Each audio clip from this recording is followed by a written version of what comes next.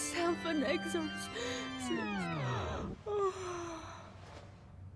Welcome back to the channel, everyone. Today I want to talk about Eliza. Even though the comment says 4 hours, this is like probably a month old. And the reason why, quick sidebar, the reason why I take so long to respond to some of the questions that I get down below in the comment section is, one, I have to wait for the inspiration. It can be a really cool comment, but if I'm not in the right mindset or if I'm not truly inspired to make the video, then the video will end poorly, right? So sometimes I wait like a week, 2 weeks, 3 weeks to fully flesh out the idea in my head of what I want to say. And then when I actually make the video, it will be better. So today we're going to be talking about Lili. The comment says, can you please make a video about Lili and Eliza's story? Are they really sisters? And do they both appear in Tekken 8? Now, I did some research. Of course, always start with the wiki when it comes to characters to doing research. But I did just a general Google search on Lili and Eliza, and also if they are really sisters, because that's a big thing in their story. And talking about Eliza before we get into the research that I discovered, I before said Eliza probably wouldn't be in Tekken 8 because, one, the 2D shenanigans stuff is way overblown. Whether it was a good guest character, whether they were good adaptations to Tekken, the fact that they remained broken and, capable of doing death combos for so long, the fireball spam, just all those things wrapped together made me say that she would not be in Tekken 8 because people don't really like 2D characters anymore, But one thing that I've always said too, if they did decide to do 2D characters again, Eliza is the most likely. Akuma, that's Street Fighter's character. Geese Howard, I believe that's King of Fighters character. Eliza is Tekken's character. So if they want to repeat it, just change a few things and make it a little bit better. Also, if she's not on the base roster, she possibly can show up as DLC. But after doing my research and after looking into Lili and Eliza, their connection, I'm starting to believe that this character may be guaranteed a spot in Tekken 8 because of her connections to Lili. There is no debate whether Lili will be in Tekken 8 or not. She's one of the most popular female characters. I really don't have to explain why I think she will be there. But Eliza being attached to her may just pull her along for the ride, may just drag her along, unless they want to cut out the story. So let's get into it. I went to the wiki. Some interesting things that I've seen before actually getting to the story. The status of this character is alive/undead. I'd never seen the undead part before, so I thought that was very interesting to note. Fighting style, unknown. Origin, unknown. I think we may get some answers as to her origin and maybe her fighting style in the next game. We'll talk about that in a second. Her age, 1,000+ years old.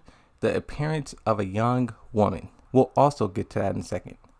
Family, Emilia de Rochefort, alleged sister, and Mr. Rochefort, that's Emily's father. Now, Emily is Lili for those of you who don't know, and we'll get to the alleged sister, alleged father stuff in a second. First, let's get with the story. The story in Tekken 7, it's very short because, of course, she's only been in 2 games, Tekken Revolution and Tekken 7, so Eliza, her story is a breeze. Let's do it. Eliza was supposed to take a short nap, but she ended up sleeping for 600 years. Isn't that relatable? You want to take a nap for like 20 minutes, an hour, and then you wake up and it's like 3-4 hours later, it's nighttime. And you're like, well, there goes my day. Very relatable, that first sentence. Upon awakening, she found her powers as a vampire has faded to nothing. In an attempt to restore her strength, she consumed the blood of several victims. However, it wasn't enough. What she needed was the blood of someone with an intense spiritual force. This is interesting. Of course, it has a question mark right there. I don't know if that's a typo or if that question mark is supposed to be there. But intense spiritual force, this could mean a person who possesses the devil gene. This could mean like angel, can possibly mean Jun Kazama, wherever she's at. Her spiritual energy is probably through the roof. Julia, I don't know, there's a bunch of characters who have high spiritual energy inside the Tekken universe. It says maybe then she would return to peak condition. but such a person even exists in this era? Another question mark.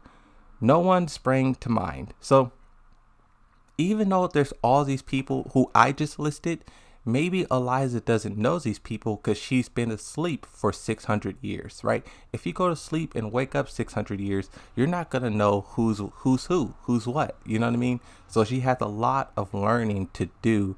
And I think it would be really cool to see this fish out of water scenario with her.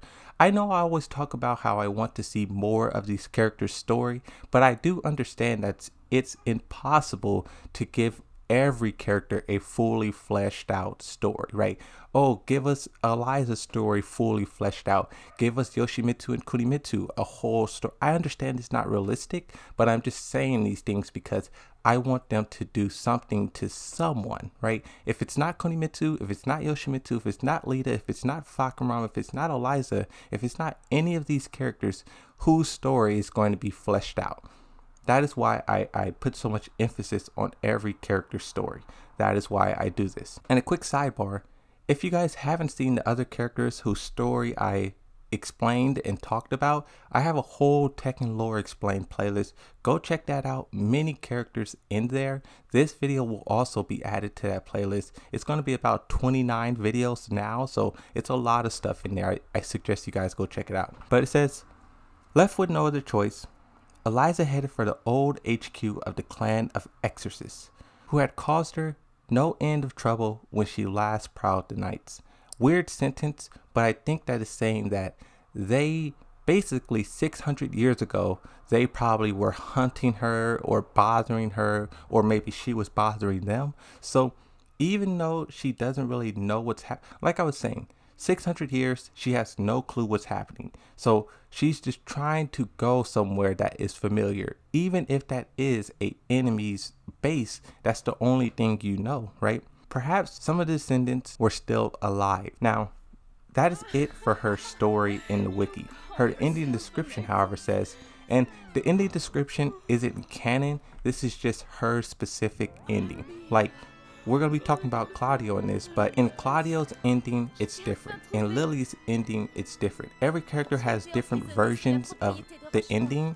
So we just got to take it with a grain of salt what happens here. But it says, ending description. Upon defeating Claudio, Eliza becomes very tired and leaves to go home and rest. Suddenly she's... Wait, leaves to go home? Where is her home at? That's interesting. Suddenly, she is confronted by Lili, who states that Eliza has been imprisoned under the De Rochefort family estate for centuries. Lili claims to be Eliza's younger sister. Eliza tries to explain the impossibilities of Lili's claim, saying she's more than 1,000 years old but keeps falling asleep. Lili then comments that Eliza should try less blood and more coffee. Now, this is very interesting.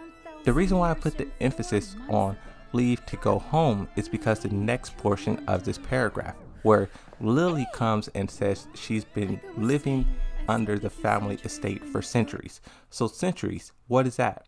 Possibly 600 years. So what I'm thinking is, what if 600 years ago, Eliza did actually live in that building, in that house? And maybe they discovered she was a vampire or something happened, right? Some unknown piece of story happened and she was imprisoned there. She fell asleep and was imprisoned under Lili's house for 600 years. Now skip ahead. Lili's born and she's grown up in this house, and unbeknownst to her, Eliza's been downstairs the whole time tied to a heater, right? So I'm just kind of connecting the dots and trying to connect the dots, and I'm wondering, is Eliza actually a member of the Rochefort family? Do we have her last name? One second, I need to see what is Eliza's last name, because who knows, maybe it is Eliza de Rochefort.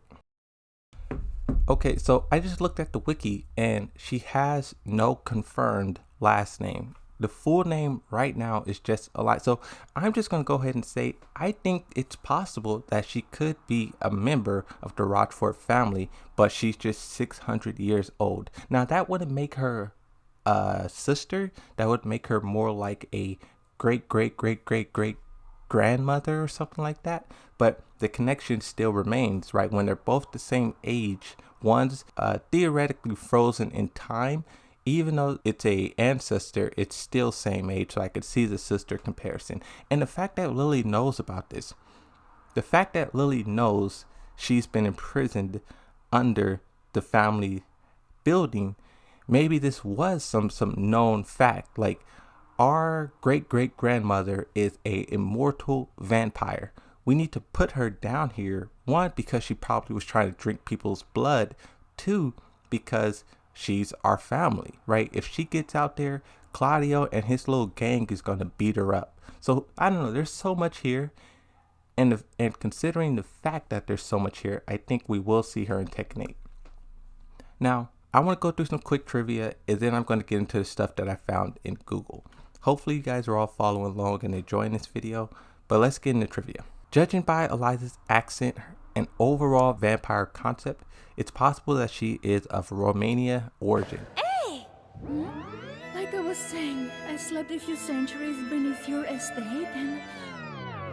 Now, correct me if I'm wrong, but I think all vampires, Count Dracula, Vlad the Impaler, I think all of that stuff sort of comes from Rome, the Romanian lore, folktale, if you will. The part of this that's really interesting, skip all the stuff about the sexy vampire, skip all the stuff about being dead for 100 years, or actually, Eliza bears a slight resemblance to Dead or Alive, Neutugen, and both are over 1,000 years old. Okay, so I will take a screenshot of whatever this character is and put it side by side. Maybe you guys can be able to see if these characters are the same. There's been a few times now where there's been some sort of crossover between Tekken and Dead or Alive. Josie from Tekken 7 kind of looks like Talman, or however you pronounce it, from Soul Calibur. I showed the comparison before. I'll try to find another screenshot if I can, but those two characters look alike. And people are saying that Talman is Josie's ancestor. We know Yoshimitsu in Soul Calibur is the first Yoshimitsu, and then the Yoshimitsu we have is a descendant, maybe not by blood, by Yoshimitsu Manji clan. He's the descendant, so it could be the same for Eliza. Considering that Eliza's 600 years old, and possibly even older, 1,000 years old, she would have been alive during the Soul Calibur era. That's really cool to think about, to have someone who's been alive when Soul Calibur storyline was going on. I know I'm going way off the hinges, but I think Soul Calibur is canonically linked, or maybe theoretically, metaphorically linked to the Tekken universe. And I think it would be cool to have Eliza transcend both of them. I don't know. But the next piece of trivia that was very interesting. Eliza is exorcised by Claudio within the Tekken Pachinko Slot 4 storyline. Now, I went and tried to find maybe a picture, maybe a screenshot, some sort of explanation about this. I clicked on the link and I couldn't find anything, which was very disappointing, because if she was exorcised by Claudio, maybe that means that she didn't win the fight. She went to go to Claudio's base and maybe Claudio beat her down. To quickly read Eliza's part in this Pachinko slot machine story, it says, Eliza also makes an appearance. She has been preying on victims in the city. Claudio and Xiaoyu have a confrontation with her, which Claudio again uses his rage art. I've been talking a lot about how Claudio may be on the same power levels as Devil Jin, and who knows if Eliza can match that. A quick theory that I just thought up in my head, what if Eliza goes to fight Claudio, she's getting beat up on, and then Lili comes to save her, and then maybe they can form an alliance, or maybe they escape, I don't know. But let's get into the Google search. I did a Google search on whether or not they were sisters, and some interesting things did actually pop up. The first thing, game facts. Spoilers, question mark. So how in the heck is Eliza Lili's sister? The top comment on this says, huh? Question mark. Daughter of an oil tycoon who has a penchant for violence that was sparked by kidnapping gone wrong. Since then, she's been trolling Asuka. The only explanation I have is maybe it would be explained by her family would stay wealthy. It's because Eliza takes care of the family since she's a vampire that lived within the household for thousands of years. It also may be explained Lili's desire need to move in Asuka's house. She doesn't want to live with a vampire. Now that's very interesting. This is kind of what I'm saying too. Maybe she is like a protector of the family. Maybe Eliza is like a member of the family, and throughout the years she's been helping the family. But at a certain point she probably could have went evil, she could have went bad or whatever, and then when she fell asleep they trapped her in the basement. So who knows? It's really interesting, the idea there, and I think they should flesh it out and give it a little bit more. The final thing I want to read, this is from Yellow Motion. January 23rd, 2017 says, for many that don't know, Eliza was Lili's sister. It's never explained in Tekken lore, but you can look forward to know more in Tekken 7. It's funny how this say you can look forward to know more in Tekken 7, but in Tekken 7 the story kind of just says the same thing. There isn't really any progression to this, and I'm hoping in Tekken 8 there is. The last thing that I'll quickly talk about, I have these 3 comments here. I'm not going to read them, but if you guys want to pause and read for yourselves, go ahead. It basically just repeats everything that I've said in this video so far. And that is going to be it for me. What do you guys think? Do you think Eliza is actually a Rochefort? Do you think she is a protector of the Rochefort family who maybe went down a dark path? I'm very interested to see what you guys say. Leave a comment down below. Hopefully you guys enjoyed this video, and thanks for watching. I'll see you next time. Bye bye.